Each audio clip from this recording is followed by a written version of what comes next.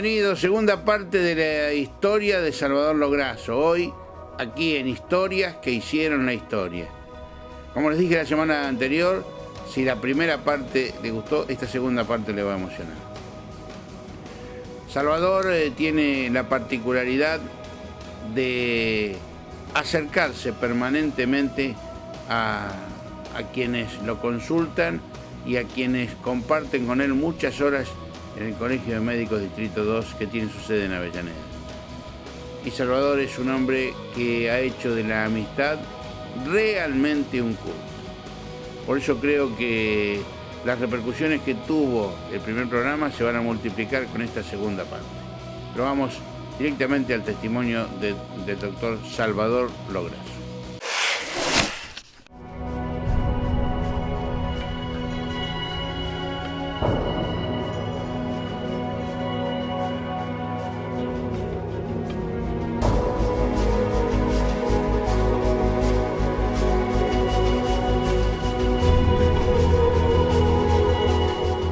Almé conocía la ciudad de Buenos Aires como la palma de mi mano.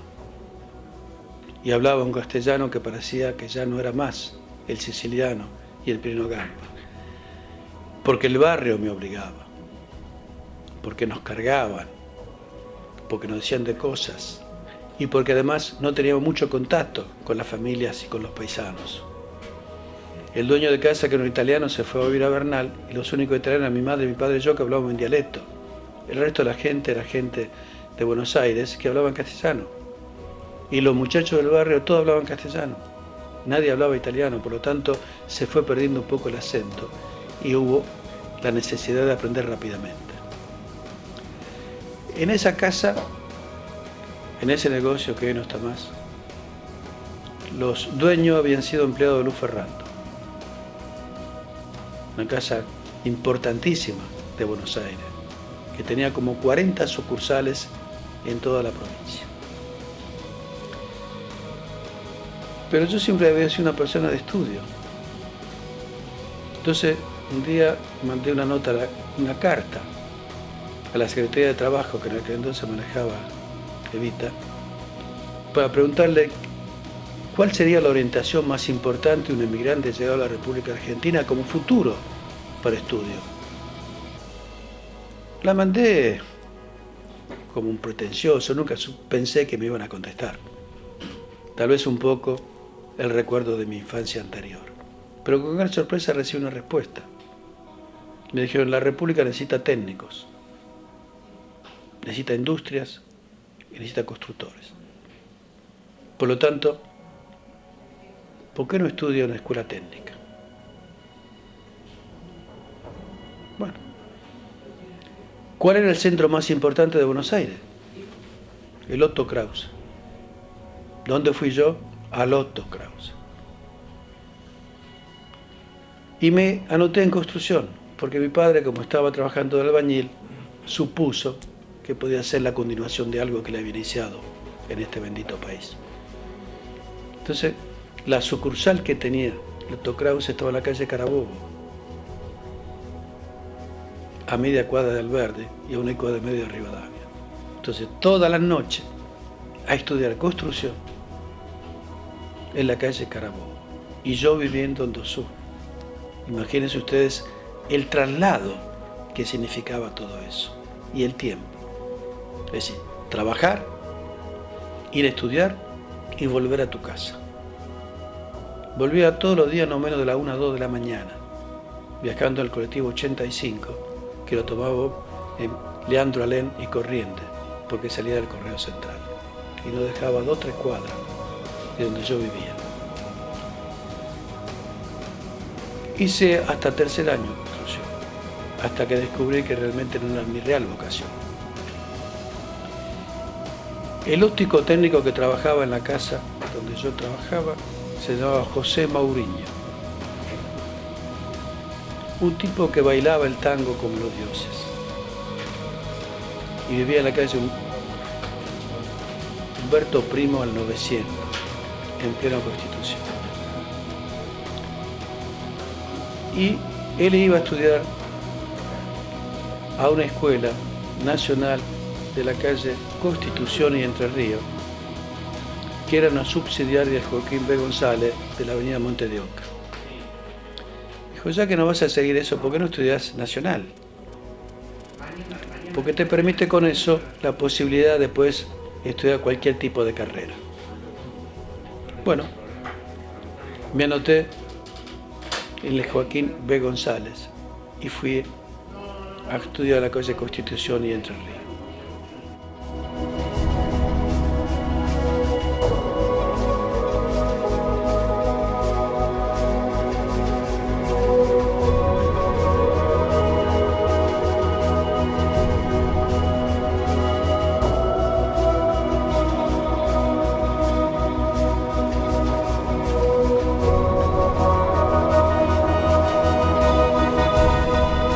En 1954 ingresé a Luz Ferrando, Florida 240, en la terraza estaba el laboratorio, que recibíamos los rollos y hacíamos la foto de 40 sucursales. Yo ingresé como oficial primero. En Luz Ferrando realmente daba gusto trabajar. Yo fui y viví otra experiencia triste, la revolución del 55. Fue 10 minutos antes que ingresáramos. El bombardeo fue alrededor de la 1. Yo entraba a la 1 a Luz Ferrando. 3 cuadras, 4 cuadras pasaba yo. Yo vi cómo bombardeaban, cómo ametrallaban. Yo vi cómo la gente era trasladada a la plaza. Pero un poco con el miedo y las vivencias anterior, lejos de ir para la plaza, nos alejamos para tratar de llegar a nuestra casa, que fue muy difícil porque estaban los puentes levantados. Ustedes recuerdan que se levantaban los puentes con mucha facilidad y en ese entonces estaban los puentes levantados, era imposible regresar. Con mucho sacrificio volvimos. Bueno, la historia reciente de la República ustedes la conocen. El centro de la protesta era Florida y Sarmiento, porque uno de los diarios más importantes de Buenos Aires en aquel entonces estaba a media cuadra. La ciudad de Buenos Aires tenía una composición política diferente al gobierno de turno, por lo tanto era el gran centro de la protesta, de todo lo que significó la caída y la revolución de ese entonces. Empecé a militar, además de estudiar, en el campo gremial. Fui delegado de Luz Ferrando en el sindicato de fotógrafos. La sede era Rodríguez Peña 430, más céntrico imposible, entre Corrientes y La Valle. 2 años como delegado. Y era uno de los más jóvenes. Muy joven, entonces era llamativo entre los hombres que integraban la comisión directiva, un tal ruso que trabajaba en la Galería Wicon, una de las mejores galerías de la ciudad de Buenos Aires, que estaba incluida al 700, entre Viamonte y Córdoba, que había las mejores exposiciones de cuadros y de pintura. Al poco tiempo me eligieron como secretario general. Así que fui secretario general del Sindicato de Empleados y Obreros Fotográficos. La participación que teníamos en la CGT era de acuerdo a los cotizantes, había tantos delegados. Mi sindicato era un sindicato minoritario, por lo tanto el único delegado era yo. Entrábamos a la CGT como en nuestra casa. Al tiempo era una casa antigua, muy antigua, y prácticamente era imposible mantenerla. Entonces, una empresa constructora nos propuso la posibilidad de elegir un edificio de 8 pisos y en compensación nos daban 2 pisos. Accedimos lo mismo y alquilamos una casa transitoriamente en la calle Perú al 700, a media cuadra del sindicato Luz y Fuerza.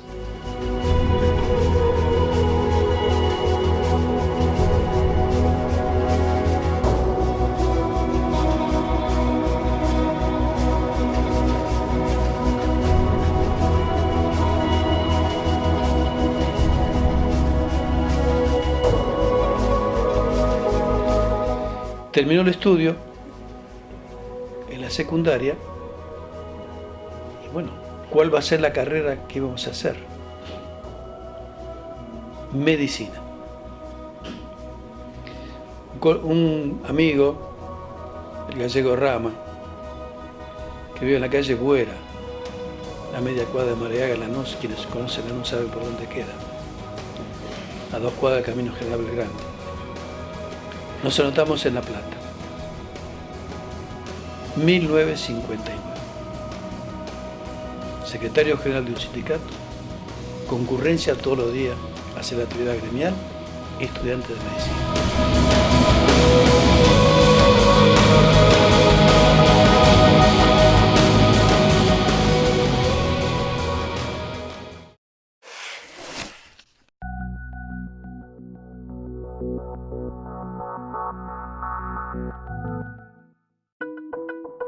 Ciudad de Mesina, fábrica argentina de artículos de limpieza y accesorios. Una industria ecológica del Parque Industrial Plátanos que recicla los residuos plásticos y los transforma en productos de limpieza para atender a las necesidades de su hogar, comercio o empresa. 60 años al servicio de nuestros clientes y de la comunidad, con la calidad de siempre. Atención personalizada y asesoramiento sin cargo. info@ecomesina.com.ar. Magallanes 949 Quilmes.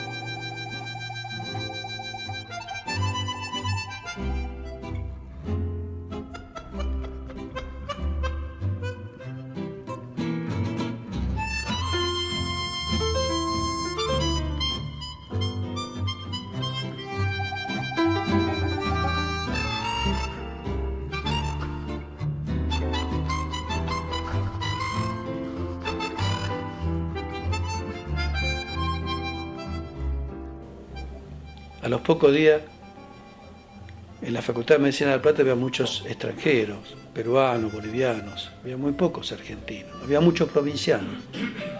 Las provincias alquilaban casas, y entonces todos los estudiantes universitarios, sea cual sea la carrera que seguían, tenían casas y comían en el comedor universitario, en aquel entonces por 5 pesos, que estaba donde hoy están los tribunales federales.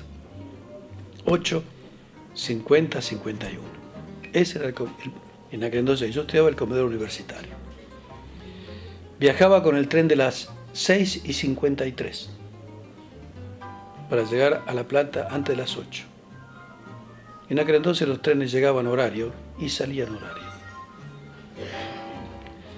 Así que durante 2 años, en forma permanente, viajé toda la mañana.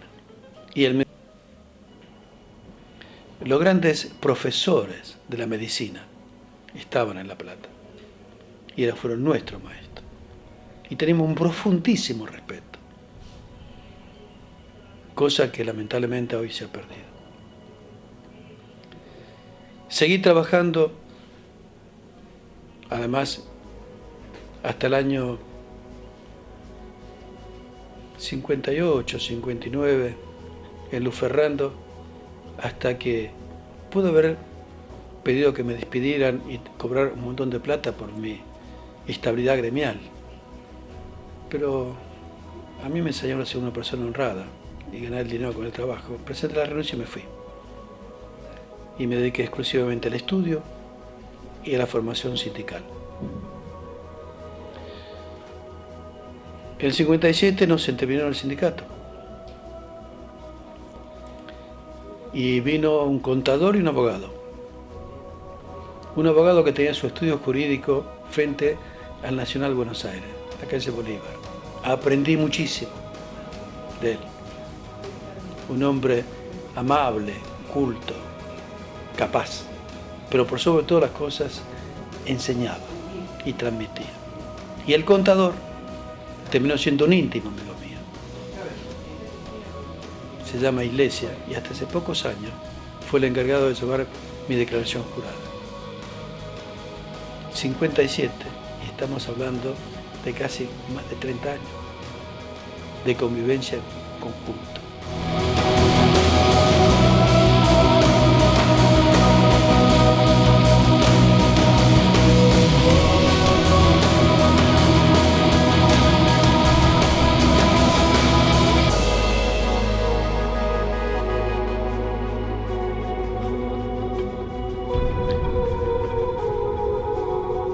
Terminé la carrera de médico en el año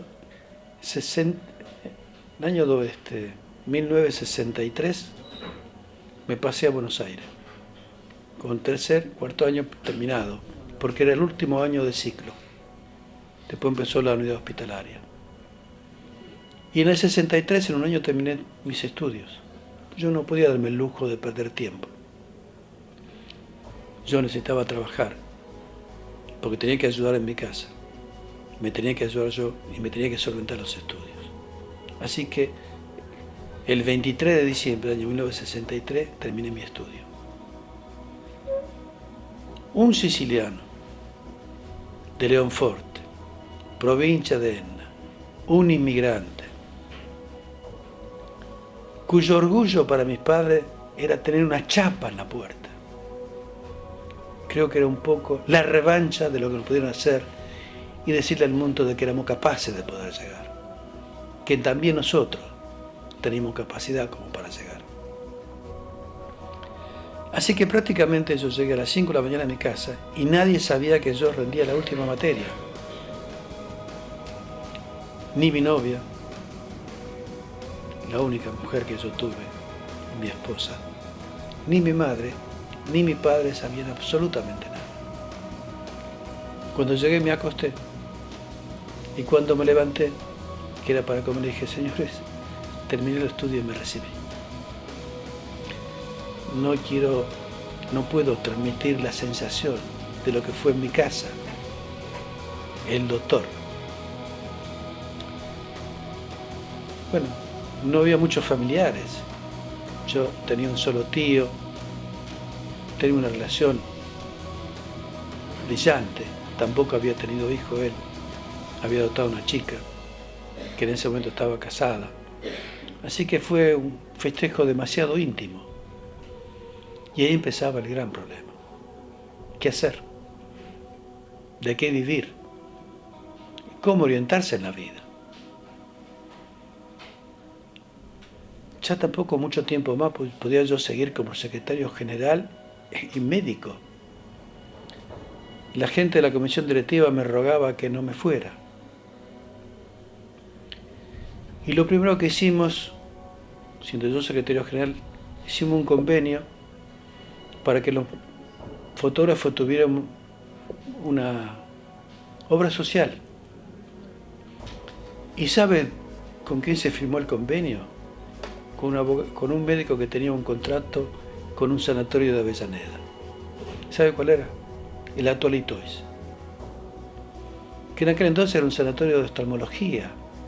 No es el desarrollo que ha hecho Litois en este momento. Así que fíjense ustedes lo que es la vida, la vuelta a la vida. En el comienzo de mi actividad gremial, un contrato con un sanatorio de Avellaneda, yo ya siendo médico inclusive. y la historia futura de mi vida, la importancia que ha tenido ese sanatorio en el quehacer con respecto a eso. En marzo, el 24 de marzo, me entregaron mi diploma y yo ya tenía 3 años de concurrencias como alumno y como practicante en el Hospital Fiorito.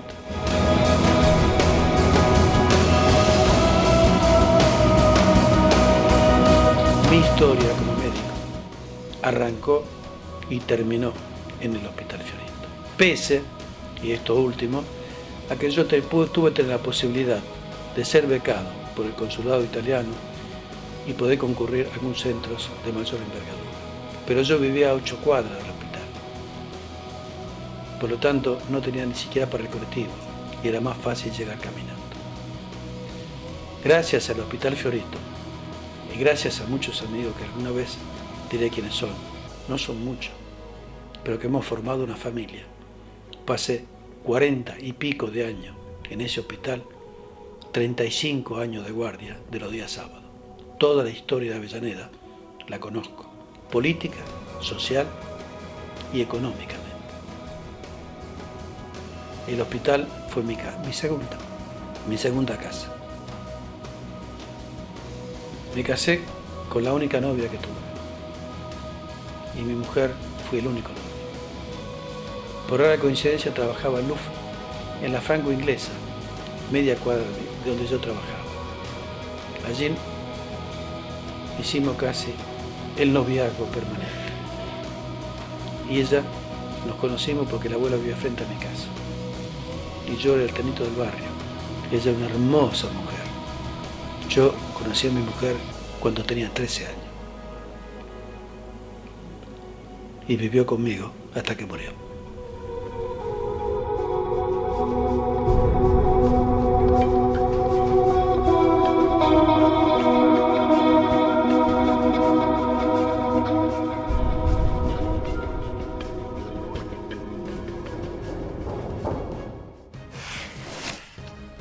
Bien, llegamos al final de esta edición de Historias que hicieron la historia. Yo también estoy tratando de no dejarme ganar por la emoción de esas últimas palabras, de esos últimos momentos en el programa, por supuesto, en que Salvador recuerda a la persona que más amó en su vida.